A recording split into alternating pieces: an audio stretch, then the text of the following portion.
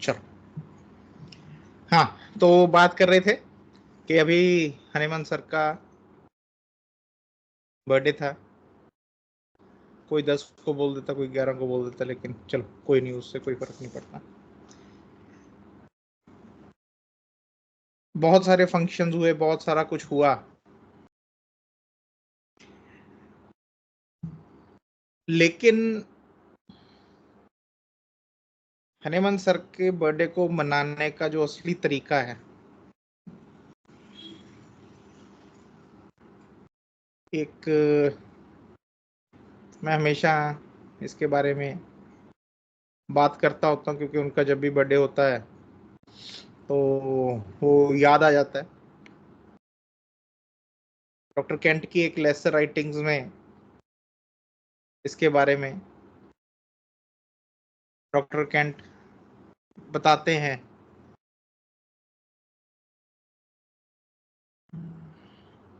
Birthday of Hahnemann करके उन्होंने, एक मिनट,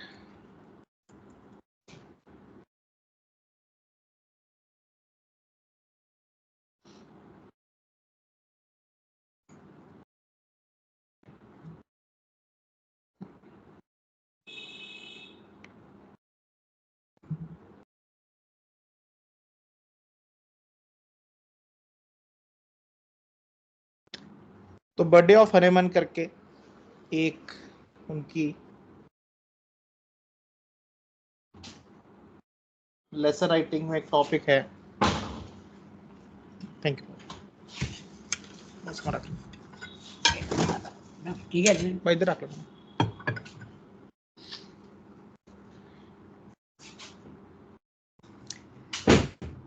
सो डॉक्टर केंट उसमें बात करते हैं कि it naturally comes into our minds to celebrate the birthday of Samuel Hahnemann on the 11th day of April. Some will do this by a banquet, banquet करेंगे, कोई खाना पीना करेंगे। Some by speeches and some by silent heart throbs. चुपके से दिल ही दिल में कुछ स्पीच देंगे, कुछ बैंक्वेट करेंगे, और कुछ दिल ही दिल में चुप करके उस बर्थडे को मनाएंगे। Some will celebrate openly and outwardly, while in secret they administer tinctures in physiological doses and compound tablets. Openly celebrate करेंगे, आउटवर्डली सेलिब्रेट करेंगे, भाई हनीमन सर ने ये किया है, ये किया है, वो ये कर गए, लेकिन चुपके से पेटेंट्स देंगे, कंपाउंड टेबलेट्स देंगे, टिंचर्स देंगे, या मेडिसिन को ऑल्टरनेट करेंगे, neither of which is related to the sickness in hand. The silent, heartfelt thankfulness that Hanuman was born and lived his life and left us the results of his discoveries in organon, chronic disease, and materia medica pura is the best way to celebrate this wonderful man's birthday. उनका birthday celebrate करने का सबसे सही, सबसे बढ़िया तरीका है कि मन ही मन हम उन इस बात का शुक्र करें, इस बात का थैंकफुलनेस करें कि हनीमन, डॉक्टर हनीमन सर ने जन्म लिया और हमें ऑर्गेनन, क्रॉनिक डिजीज और मटीरियल मेडिका प्योरा जैसी चीजें दे गए हैं।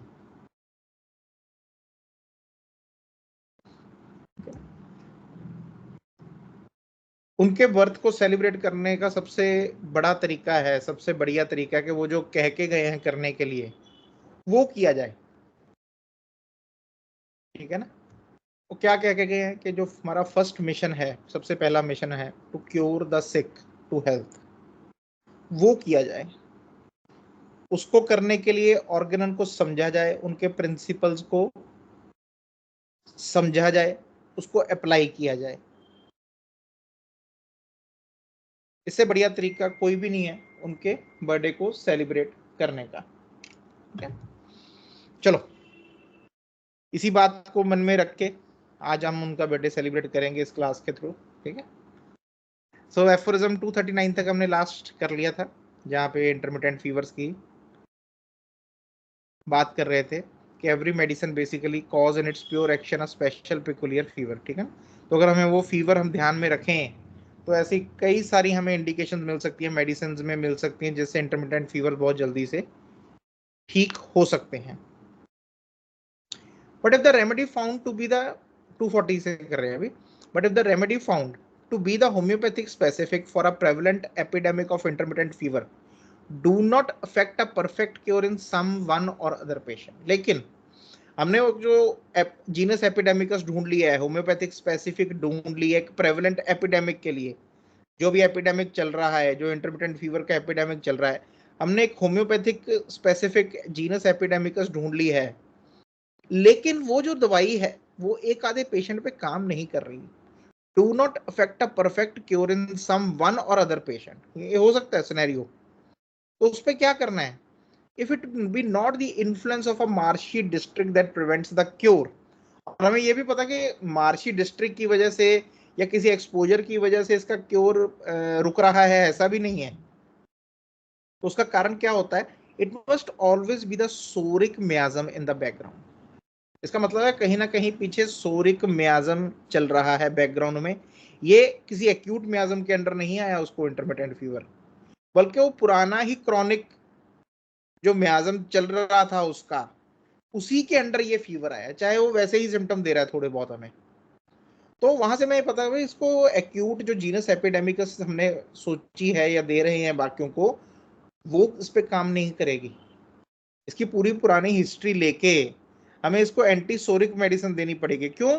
क्योंकि the मियाज्म which is behind this particular person is not an acute miasm but the old original soric miasm, in which case antisoric medicines must be employed until complete relief is obtained.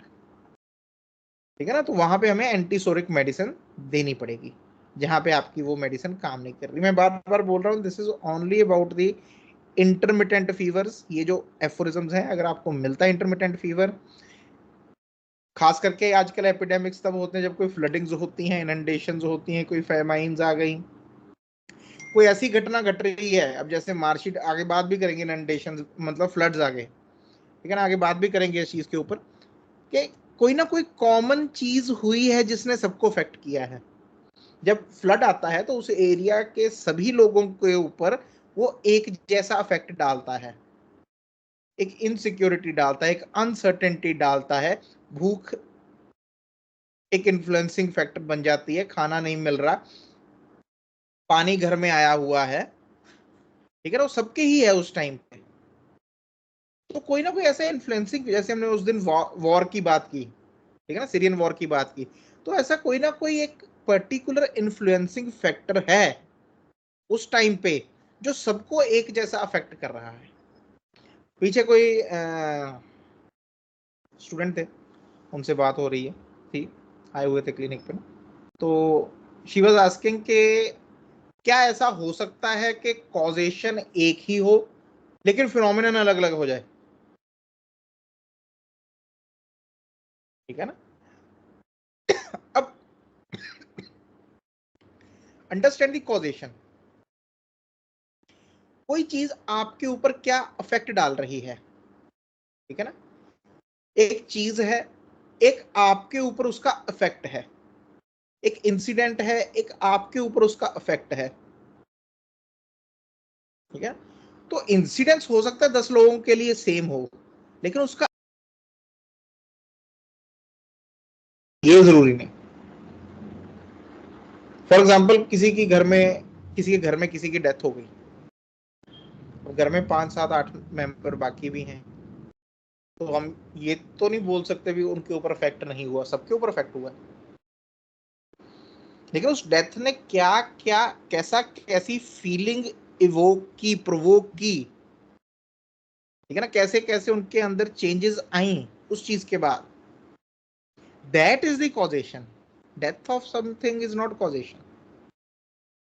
ठीक है ना? तो अगर हम ये सोचे कि death तो सबके लिए कॉजेशन है, सबके लिए, लेकिन फिनोमिना अलग अलग है, तो हम गलत सोच रहे हैं.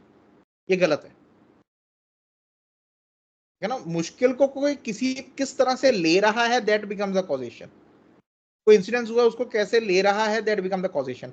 सो इन एपिडेमिक्स मोस्टली क्या होता है कि सब लोग उसको एक जैसा ही ले रहे होते हैं उन चीजों को. और इसमें दो चीजें हैं, ठीक है ना. मैं क्योंकि उस दिन भी बात यही कर रहा था, एक्यूट्स के ऊपर बात कर रहा था, तो बात से बात निकली. तो जब हमने एफोरिज्म 71 72 73 शुरू किया था, वहां पे यही बात निकल के आई थी.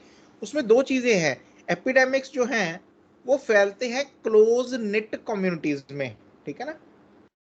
यहाँ पे होगा भी शायद कोला एक्यूट वाला को।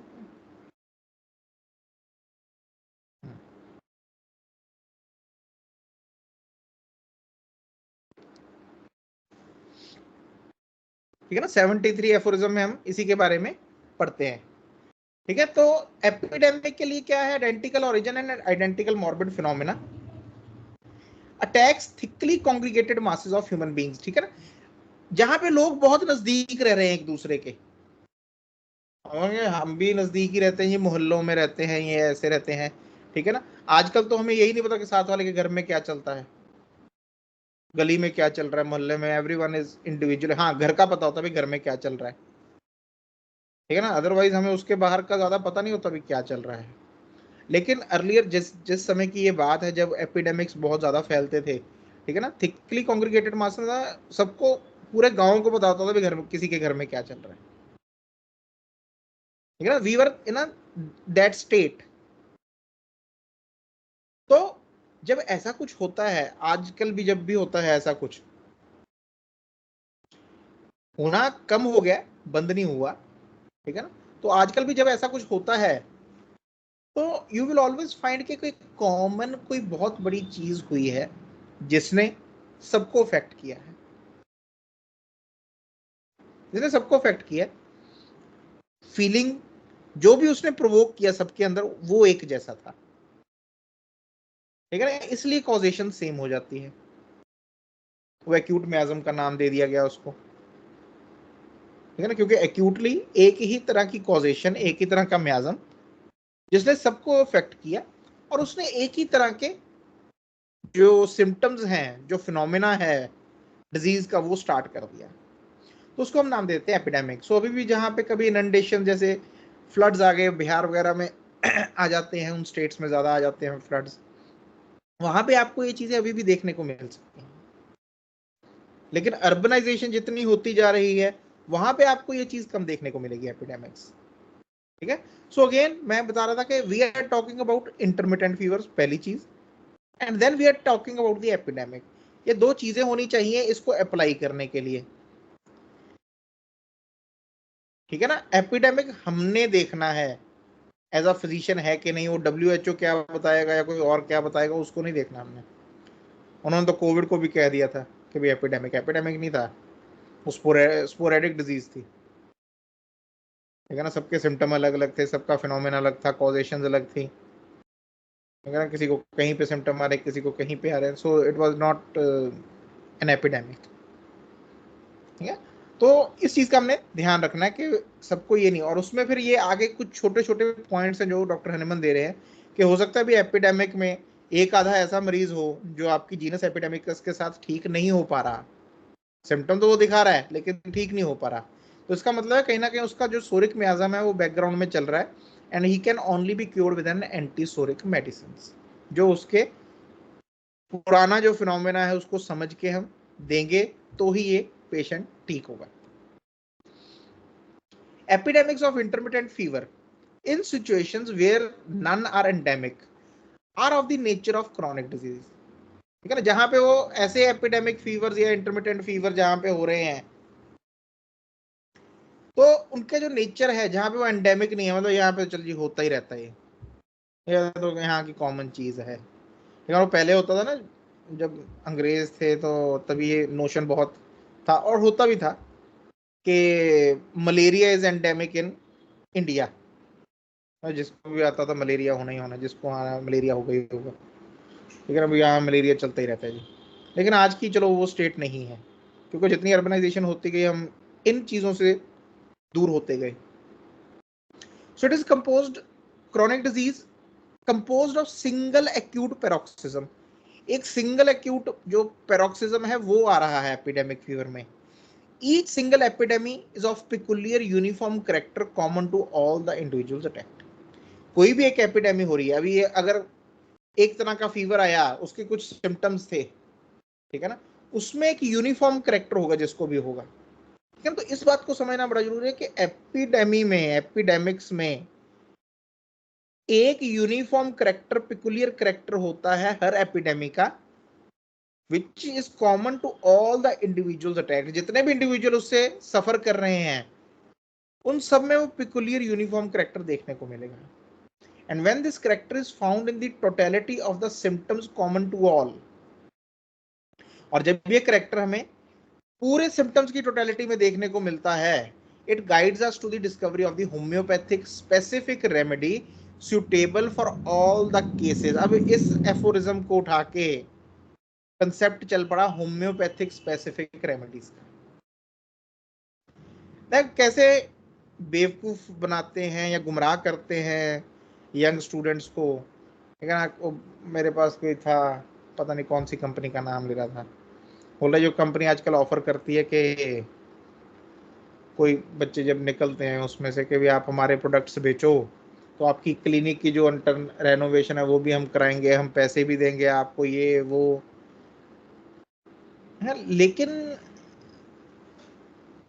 चलो इसी के ऊपर डॉक्टर कैंट का मैंने आगे नहीं पढ़ा, मैंने ऑर्गेनाइज के साथ शुरू कर लिया। डॉक्टर कैंट वही बोल रहे थे आगे कि आज तक आप जितने भी नोटेड नाम देख रहे हो होम्योपैथी में, जितने भी नाम देखते हो आज तक, बड़े बड़े नाम जिन्होंने होम्योपैथी में कुछ दिया है, ठीक है ना, चाहे वो डॉक्टर हैरिंग है, डॉक्टर बोइंगसन है, डॉक्टर बोगर है, ठीक है, डॉक्टर नैश है, जो भी आप बड़े बड़े ना, डॉक्टर कैंट हैं, हनेमन सर तो हैं ही हैं, उनके बाद जो भी है, बोल रहे उनका नाम इसलिए बड़ा हुआ, उनका नाम आज भी इसलिए यूज किया जाता है क्योंकि they were adherent to the principles of homeopathy. उन्होंने जो भी किया उन्होंने प्रिंसिपल्स ऑफ होम्योपैथी के को फॉलो करते हुए कर लिया सब कुछ, ठीक है। चलो मैं एक बार उधर ही जा रहा हूँ। हाँ, यहाँ से men have become great in homeopathy in following the principles laid down in Hahnemann's Organon in teaching, translating, compiling and prescribing। वो लोग क्यों ग्रेट हुए? क्योंकि जो भी प्रिंसिपल्स लेड डाउन थे ऑर्गेनन में उन्होंने उनको फॉलो किया, चाहे वो टीचिंग में किया, चाहे प्रिस्क्राइबिंग में किया, चाहे किसी भी चीज में किया। But not a single man has become noted by using tinctures, compound tablets or ignoring the doctrines of potentization। 1800 में से लेके 1900 तक आप किसी भी ऐसे इंसान का नाम नहीं जानते जो टिंचर दे रहा था तभी, जो पेटेंट्स दे रहा था तभी, जो कंपाउंड्स दे रहा था तभी, किसी को नहीं जानते आप।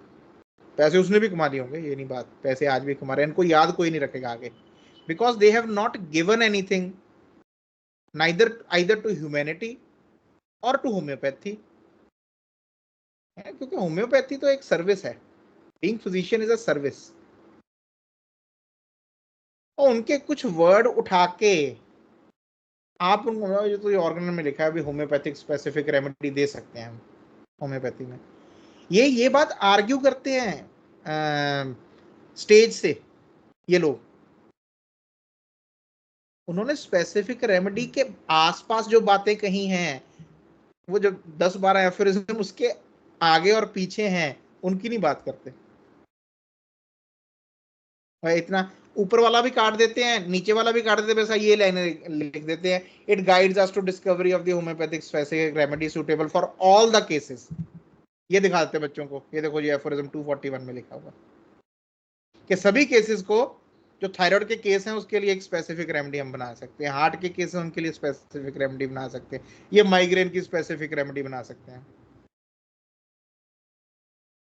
बच्चे जो नए स्टूडेंट जाते हैं उनको क्या पता है होम्योपैथी क्या है, उनके दिमाग में छप जाती है वो बात।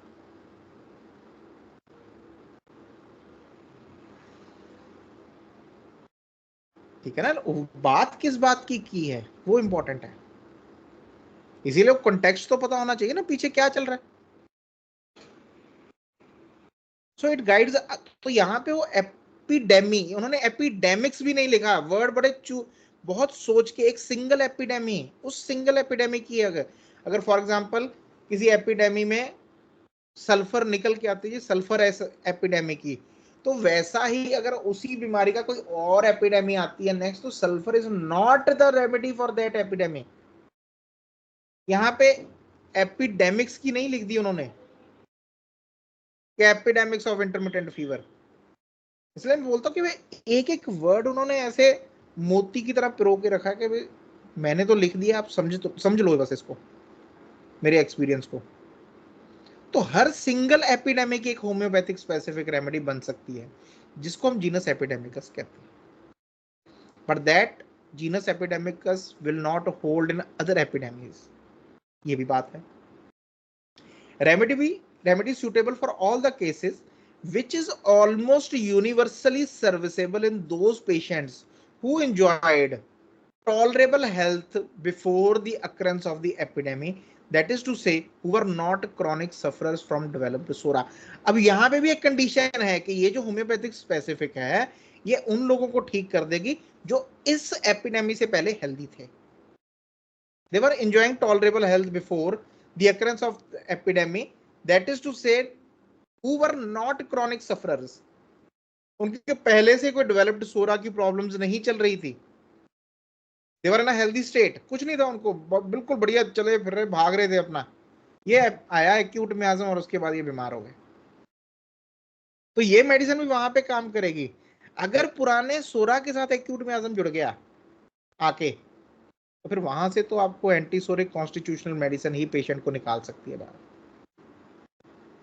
फिर आपकी ये जीनस एपिडेमिकस भी काम नहीं करेगी वहां पे, ठीक है ना। तो ये कुछ पॉइंट्स हैं जो हमने नोट रखने हैं। अब जब समझ में आया तो बहुत सिंपल हो जाता है हमारे लिए कि हाँ ये पहले से ही बीमार चल रहा था, बीच में ये आ गया एक्यूट अटैक, ठीक है ना, एपिडेमिक का। और बात अगेन मैं बोल रहा हूँ कि this is not any acute, this is not we are talking about individual acutes, we are not talking about sporadic acutes, this is the epidemic acutes. Epidemics के बारे में बात हो रही है, खास करके एपिडेमिक्स में इंटरमिटेंट फीवर्स के ऊपर बात हो रही है।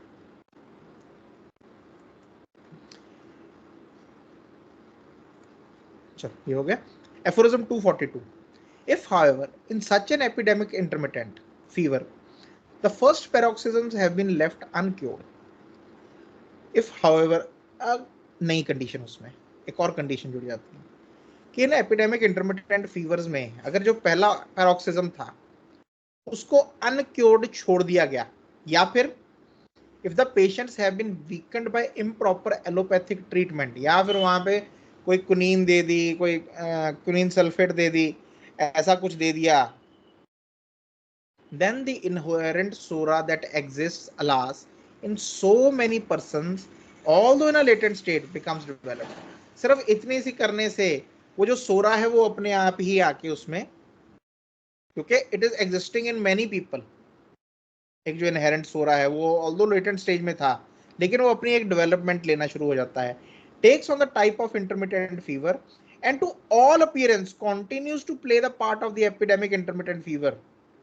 और देखने में उसकी जो अपीयरेंस है वो एपिडेमिक इंटरमिटेंट फीवर जैसी ही है, so that the medicine which would have been useful in the first paroxysms rarely an antipsoric, वो कॉन्स्टिट्यूशनल नहीं होती जो हमने जीनस एपिडेमिकस निकाली, और वो पहले पैरोक्सिज्म में ही उसको मिल जाती, उसने ठीक हो जाना था तभी, which would have been useful in the first paroxysm is now no longer suitable and cannot be of any service। तो यहाँ पे भी आके जीनस एपिडेमिकस काम नहीं करती।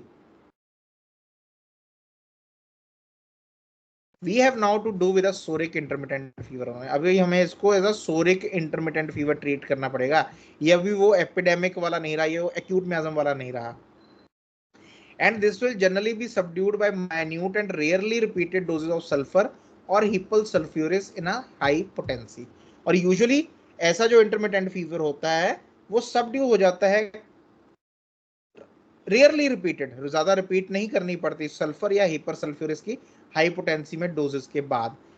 अब उसमें देखना है कि इन दोनों में से कौन सी कॉन्स्टिट्यूशन को फिट होता है। और इसमें एक और चीज है, आगे शायद डॉक्टर हनीमन बोलेंगे भी, ठीक है ना, कि अगर, चलो आप जब आएगी बात हो उसकी बात, इसको साथ में कर लेंगे उसको, ठीक है। इन 243, in those often very pernicious intermittent fevers which attack a single person. अब ऐसे इंटरमिटेंट फीवर जिन्होंने एक सिंगल पर्सन को अटैक किया है, अभी एपिडेमिक नहीं, हम एपिडेमिक से आगे आगे, ठीक है ना, है तो इंटरमिटेंट फीवर ही है लेकिन it has attacked a person individually not residing in a marshy district, और वो मार्शी डिस्ट्रिक्ट में भी नहीं रह रहा, क्योंकि मार्शी डिस्ट्रिक्ट है तो चलो एक कॉजेशन है, फ्लडिंग होगी, इनंडेशन हो गए, फेमाइन होगी, तो वहां पे हमारे पास एक कॉजेशन है एपिडेमिक की, लेकिन वो ऐसी जगह पे भी नहीं रहता. We must also at first, as in the case of acute disease generally, which they resemble in respect to their soric origin, employ for some days to render what service it may a homeopathic remedy selected for the special case from the other class of proved remedies, not antisoric medicines. But if not with, हाँ ठीक है ना. तो initially अगर अभी अभी शुरू हुआ है, पैरोक्सिज्म अभी अभी शुरू हुआ है, नया ही है और सिंगल इंसान को हुआ है, तो जो पैरोक्सिज्म के जैसे डॉक्टर हनीमन ने पहले बताए हैं सिम्टम, पैरोक्सिज्म और जो एपायरेक्सिया की स्टेट, हम दोनों के जो सिम्टम्स हैं उनको लेके हम एक एक्यूट रेमेडी उसको दे सकते हैं. Employ for some days to render what service it may, a homeopathic remedy selected for the special case. Special case के लिए, क्योंकि इंटरमिटेंट फीवर है, ठीक है, तो इंटरमिटेंट फीवर एक डिफरेंट क्लास आ जाती है. लेकिन but if notwithstanding this procedure, इसके बावजूद भी अगर रिकवरी नहीं हो पाती, the recovery is deferred, we know that we have to do with Zorah on the point of its development, and that in this case antisoric medicines alone can effect a radical cure. और ये बहुत बार देखने को मिलेगा आपको. मैं थोड़ा सा इसमें और ऐड करता हूँ, not only in intermittent fevers but remittent fevers और कॉन्टिन्यूड फीवर्स ऑल्सो. आपकी एक्यूट डिजीज, एक्यूट मेडिसिन आपने दी, वो काम नहीं करती बड़ी बार. क्यों? क्योंकि वो एक्चुअली सोरिक ओरिजिन का होता है, वो अभी अभी नहीं आया. वो सोरिक ओरिजिन कोई ससेप्टिबिलिटी थी, कोई चीज थी जिसने फीवर को बाहर निकाल दिया, ठीक है ना, जो इस फीवर को बाहर निकाल के ले आई है.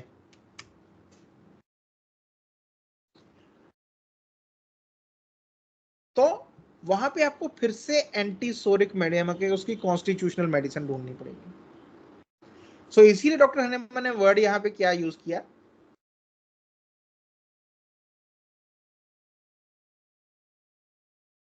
We must at first, as in the case of acute disease generally, ठीक है, जैसे हम एक्यूट डिजीज में करते हैं generally, which they resemble in respect to their psoric origin, resemble to psoric origin को ही करते हैं.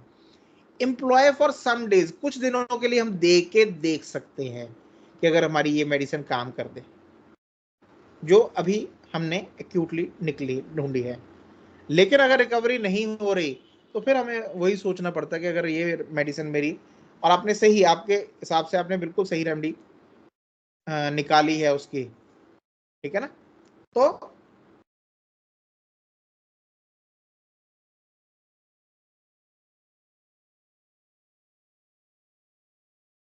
लेकिन फिर भी क्योर नहीं हो रहा, रिकवरी नहीं हो पा रही, then we have to go with the psora again. 244. The intermittent fevers endemic in marshy districts and tracts of country frequently exposed to inundations. ऐसे इंटरमिटेंट फीवर्स जो कि एंडेमिक है, अब एंडेमिक पे आ गए, मतलब यहाँ पे होती रहते हैं, जहाँ पे मार्शी डिस्ट्रिक्ट्स हैं, ठीक है ना, या फिर कंट्री, जैसे मैंने आपको बोला कि tracts of country frequently expose to inundation, जहाँ पे फ्लडिंग होती रहती है, बाढ़ आती रहती है, ऐसे कोई हमारी स्टेट्स हैं या पार्ट ऑफ कंट्री है. Give a great deal of work to physicians of the old school, और जो ओल्ड स्कूल के फिजिशियन हैं उनको वहाँ पे बहुत बड़ा बढ़िया काम मिलता है, क्योंकि कोई ना कोई बीमार है और चल रहा है. And yet a healthy man may in his youth become habituated even to marshy districts. कोई हेल्दी मैन है, यूथ में है, यंग है, वो हैबिचुएटेड हो जाता है, उसको हैबिट पड़ जाती है अगर वो जाके मार्शी डिस्ट्रिक्ट में रहना पड़ जाए. And remain in good health provided he preserves a faultless regimen and his system is not lowered by want, fatigue or pernicious passions. ठीक है ना. तो वो अपना एक फॉल्टलेस जो रेजिमेंट है, रूटीन है, खाने पीने में, हर चीज में वो उसको प्रिजर्व कर रहा है, तो वो अच्छी हेल्थ में रह सकता है, जहाँ पे उसका सिस्टम में वो लोअर नहीं हो रहा किसी लैग की वजह से या फटीक की वजह से, कुछ आदतें खाने पीने की ऐसी हो गई जहाँ पे उसकी हेल्थ के ऊपर इफेक्ट नहीं हो रहा, तो they can become habituated to these parts. The intermittent fevers endemic there would at the most only attack him on his first arrival. और ऐसी अगर हेल्थ में है भी है, अगर वो आ भी गया वहां पे, ठीक है ना, तो ऐसे जो इंटरमिटेंट फीवर्स होते हैं वो उनको पहले अराइवल पे, पहुंचने पे अटैक कर देते हैं. ठीक है ना, एट द मोस्ट, ज्यादा से ज्यादा, but 1 or 2 very small doses of highly potentized solution of cinchona bark would conjointly with the well regulated mode of living just alluded to speedily free him from the disease. और ऐसे case में जहां पे उसकी पुरानी state बिल्कुल कुछ नहीं हुआ, हेल्दी रहा है बिल्कुल, बस यहाँ पे आने पे और वैसी कंडीशंस हैं, इसको इंटरमिटेंट फीवर हो गया, तो कुछ doses of highly potentise solution, ठीक है ना, जो होम्योपैथिक प्रेपरेशन है सिंकोना की, चाइना की, बोल रहे कि वो कुछ डोजेस उसको दो और वो ठीक हो जाएगा, क्योंकि पीछे कोई सोरा नहीं चल रहा उसके, ठीक है, तो अभी हुआ है, तो अगर हम ऐसे देंगे उस पर्सन को तो ठीक हो जाएगा. But person who while taking sufficient corporeal exercise and pursuing a healthy body of intellectual occupations and bodily regimen cannot be cured of marsh intermittent fever by one or few of such small doses of cinchona. In such persons, sora, striving to develop itself, always lies at the root of their malady, and their intermittent fever cannot be cured in the marshy district without antisoric treatment. लेकिन वो लोग जो ठीक है healthy थे, corporeal exercise, physical exercise करते थे, routine follow करते थे, बॉडी रेजिमेन भी उन्होंने रखा हुआ था, लेकिन वहां पे गए, फीवर हुआ, लेकिन चाइना के डोजेस के बाद आराम नहीं आ रहा उसको बिल्कुल भी, तो इसका मतलब है कि उनमें सोरा एक लेटेंट स्टेज में था जो तैयार था, स्ट्राइविंग टू डेवलप इटसेल्फ, तैयार था, कोशिश कर रहा था अपने आप को डेवलप करने की, और जैसे ही ऐसी कंडीशन मिली उसको, वो डेवलप करके, तो ऐसे केसेस में भी आपको एंटीसोरिक ट्रीटमेंट की जरूरत पड़ेगी.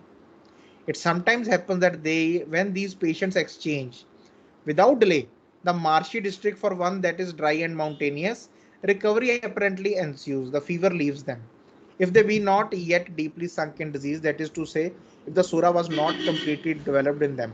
और ये भी होता है कि अगर जैसे उसको हुआ फीवर, कुछ ही दिनों में उसने बोला कि नहीं मेरे को यहाँ पे नहीं सूट हो रहा, मेरे को मेरी बात नहीं बन रही यहाँ पे, और वो ड्राई एरियाज में या माउंटेनियस रीजन में चला गया, उसने अपनी जगह बदल ली, ठीक है ना, तो धीरे धीरे करके जो ये फीवर है वो कम होना शुरू हो जाता है और चला जाता है. अनटिल एंड अनलेस बहुत ज़्यादा ही वाइटैलिटी लो ना हो जाए, बहुत ज़्यादा ही सोरा की एकदम से डेवलपमेंट ना हो जाए, सिम्टम्स की डेवलपमेंट ना हो जाए, तो कॉन्सिक्वेंटली बोलते हैं कि ये छोड़ जाता है, ठीक है ना, was not completely developed in them and can subsequently return to its latent state.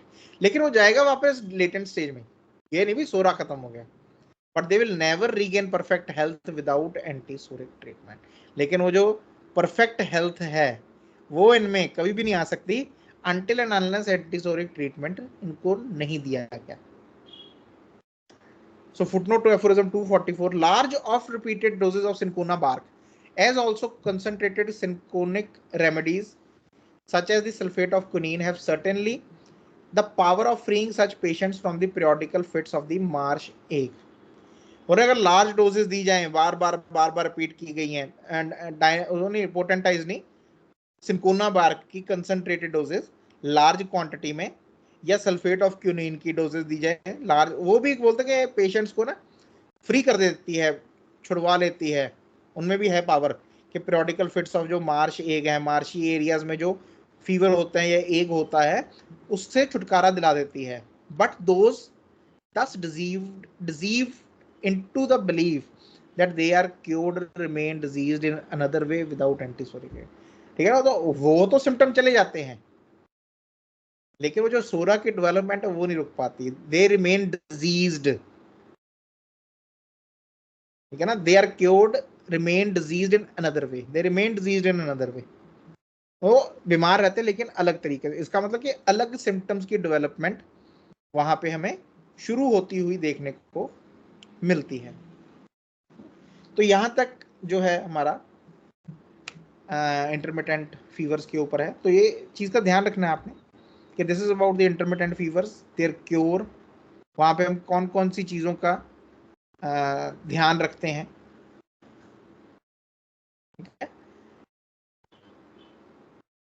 तो कुछ केसेस हैं जो प्योर एपिडेमिक्स हैं, कुछ केसेस हैं जो एपिडेमिक तो है हुआ है लेकिन उसमें ऑफ सोरिक ओरिजिन है, ठीक है ना, तो वहाँ पे वैसा ट्रीटमेंट होगा. कुछ केसेस हैं जहाँ पे एपिडेमिक नहीं है लेकिन वो जब भी एक्सपोजर होता है तब एक सिंगल पेशेंट को या इंडिविजुअल को वो इंटरमिटेंट फीवर आ जाता है, ठीक है ना। तो वहां पे भी हमें देखना है कि वो बेसिकली अगर सिनकोना की, चाइना की कुछ डोजेस के बाद उसको आराम नहीं हो रहा, तो हमें पता है कि भाई हमें कॉन्स्टिट्यूशनल मेडिसिन ही देनी है। कुछ डिजीजेज हैं जो एंडेमिक भी नहीं है, वो भी नहीं है, लेकिन हो रहा है इंटरमिटेंट फीवर, इंडिविजुअली हो रहा है किसी को, तो वहां पे जो उसकी बेस्ट स्पेसिफिक रेमेडी है, एक्यूट रेमेडी बनती है, वो देनी है पहले। लेकिन ज़्यादा दिन वेट नहीं करते रहना या बार बार एक्यूट्स नहीं चेंज करते रहने। अगर वो नहीं ठीक हो रहा आपके best, despite despite of your best efforts, तो start thinking about an a constitutional remedy, ठीक है ना। कॉन्स्टिट्यूशनल सोचनी शुरू कर दो, क्योंकि एक्यूट में गलती होने के चांस, अगर आपका अच्छा ग्रिप है इसके ऊपर, मटीरिया मेडिका के ऊपर या बेसिक्स ऑफ एक्यूट्स के ऊपर, कि एक्यूट को हमने कैसे लेना है, अगर उसके ऊपर आपका अच्छा ग्रिप है कि हमने उसकी जो एक्टिविटी है उसको देखना है, हमने कॉजेशन अगर हमें मिलती है, मोस्ट पॉपुलर एक्साइटिंग कॉज उसको देखना है।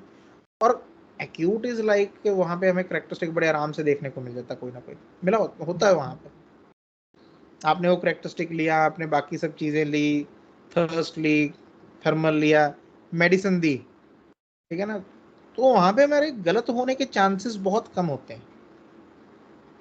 सो even after your despite after 1 or 2 medicine which are proper for the case, उसको आराम नहीं आ रहा तो उस पर टाइम मत वेस्ट करो, क्यूट चेंज करना, क्यूट चेंज करते रहो, नहीं, नहीं होगा उससे ठीक। You have to give them constitutional remedy, ठीक है ना, क्योंकि वो किसी एक्यूट ओरिजिन से आ नहीं रहा, वो सोरिक ओरिजिन है उसका, ठीक है ना। सो इस चीज का आपने हमेशा ध्यान रखना है, क्योंकि रिसेंटली कुछ केसेस ऐसे ही आए which were of acute character, pure acute character, तो उनमें एक्यूट दी गई, बड़ी जल्दी आराम आ गया। Then there were some cases who were showing as an acute disease, लेकिन उनमें एक्यूट काम नहीं की, और जब कॉन्स्टिट्यूशनल दी गई तो उसने काम किया, ठीक है ना। तो इस चीज का बड़ा अच्छे से ध्यान रखना है आपने। चलो आज हम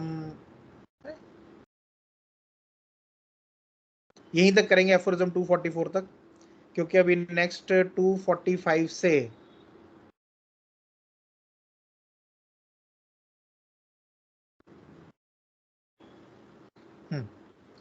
क्योंकि 245 से हमारा डोज,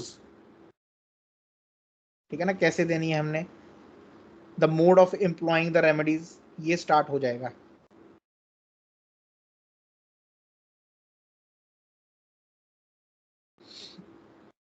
तो नेक्स्ट करेंगे, नेक्स्ट टाइम 2 ही एफोरिज्म करेंगे, क्योंकि 246 का जो एक फुटनोट है, जहाँ पे काफ़ी लंबा फुटनोट है, तो उसको थोड़ा कोशिश करेंगे समझने की, कि जहाँ पे डॉक्टर हनीमन बताते हैं कि रिपीटिशन करनी कब है, क्योंकि एक क्वेश्चन बड़ा आता है दिमाग में ना, एक प्रैक्टिसिंग डॉक्टर के, कि जी एक तो, क्योंकि हम यूजुअली ये क्वेश्चन कब पूछते हैं, जब हमारी ना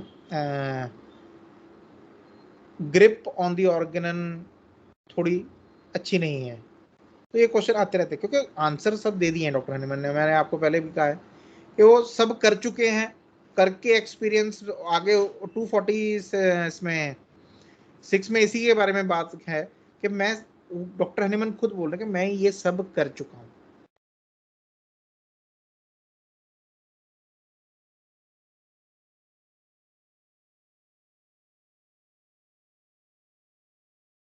एनालिस्टिक जो हमारी सोच है वो अभी भी कहीं कह रही होती है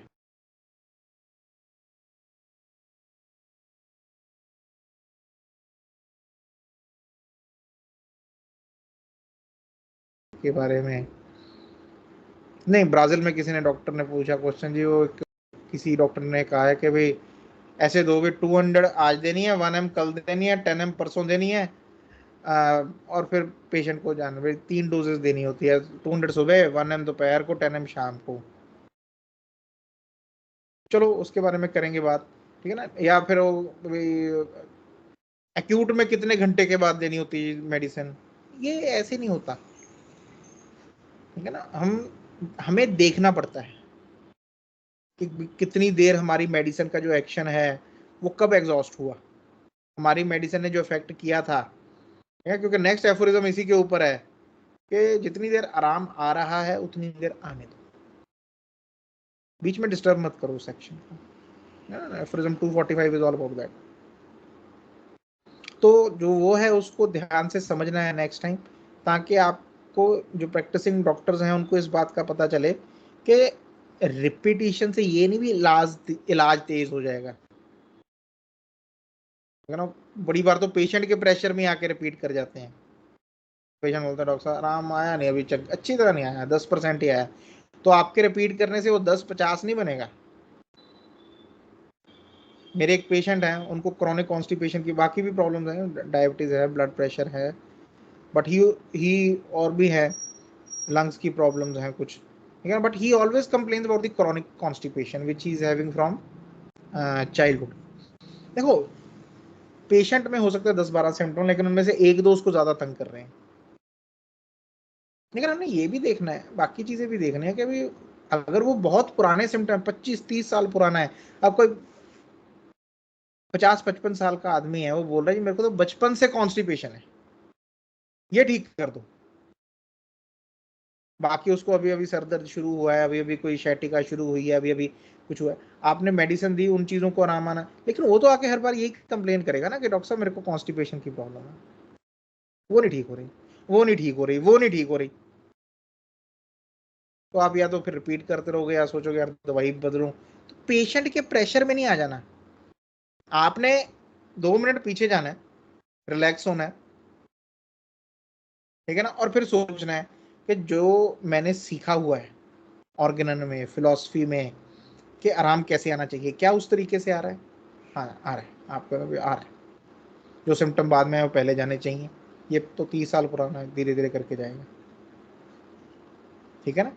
तो अगर आपके हिसाब से वो सही है, अगर फॉर एग्जांपल आराम आ ही नहीं रहा किसी चीज़ को, फिर उसको भी एनालाइज करना, नहीं भी किसी भी चीज़ को नहीं आराम आया, मेडिसिन ने कोई एक्शन ही नहीं किया, तो उसके हिसाब से हमने देखना है। लेकिन हाँ, हमने देखा भी मेडिसिन ने एक्शन तो किया है, ये चीज़ें ठीक हुई हैं, लेकिन अब वो चीज़ें जो पेशेंट कंप्लेन कर रहा है, डॉक्टर साहब बहुत भयंकर कॉन्स्टिपेशन है, बहुत ही बुरी हालत है, ठीक है ना।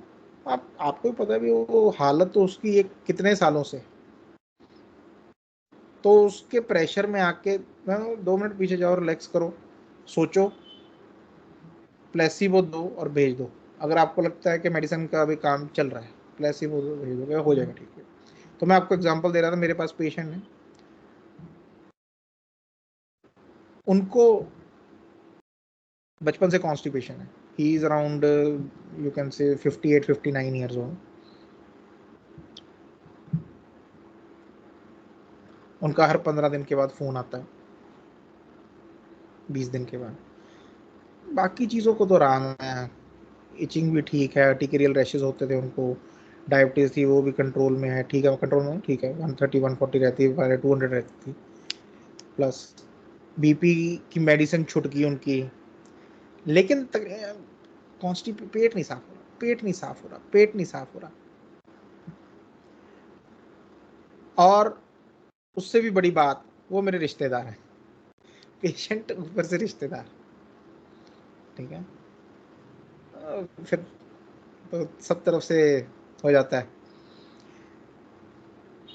मैं आज चेक कर रहा था अभी, क्योंकि आज मैंने मेडिसिन, अभी आज फ़ोन हुआ तो कल कल बात हुई थी उनसे, तो वो बोल रहे कि अब कॉन्स्टिपेशन थोड़ी थोड़ी ठीक होने लगी, कल उनका फ़ोन आया। चलो ठीक है, हो जाएगी ठीक है। फिर मैंने देखा भी, मैंने उनको मेडिसिन दी कब थी last dose, the last dose to him was given in September 2023, September 2023, अभी अप्रैल 2024 है, बीच में एसएल ही चल रही है उनकी,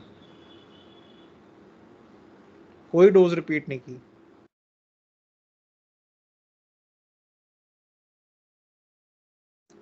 तो you have to be very patient and, और ये पेशेंस आती कहाँ से है, जब आपका बिलीफ है, जब आपको एक पता है, फेथ है जो आपने पढ़ा है, जो आपने सीखा है, जो आपको बताया गया है, जो आपने देखा है होते हुए, है ना। कई स्टूडेंट तो मेरे पास से जो अभी बैठे हो आप लोग गए हैं, है ना, तो आपने वहां पे देखा हुआ भी, हाँ यार इतने इतने दिन नहीं रिपीट की, हुई नहीं रिपीट मेडिसिन। ठीक है, कुछ केसेस हैं वहां पे रिपीट जल्दी भी होती है, वो उसके बात करेंगे बाद में। बात ये है कि जब जरूरत है तब डोज रिपीट करना, when the system is telling you that it needs repetition। ठीक है ना। तो इस चीज को हम करेंगे आगे नेक्स्ट 15 दिन के बाद, 2 वीक्स के बाद। ठीक है, तो उसको अच्छे से समझना है, उसको चाहे कॉपी पेन लेके जो इंपॉर्टेंट पॉइंट्स है लिख लेना हो, ताकि बाद में बार बार उसको पढ़ते रहो, उन चीजों को देखते रहो, सीखते रहो उससे। ठीक है ना, it is very important for the, क्योंकि चलो अभी प्रैक्टिसिंग है जो स्टूडेंट्स, उन्होंने भी कभी ना कभी तो प्रैक्टिस करनी ही है। चलिए, इसी के साथ आज का ये सेशन करते हैं यहीं पे ख़त्म। मिलते हैं फिर 2 वीक्स के बाद। Okay, good night, thank you सबका।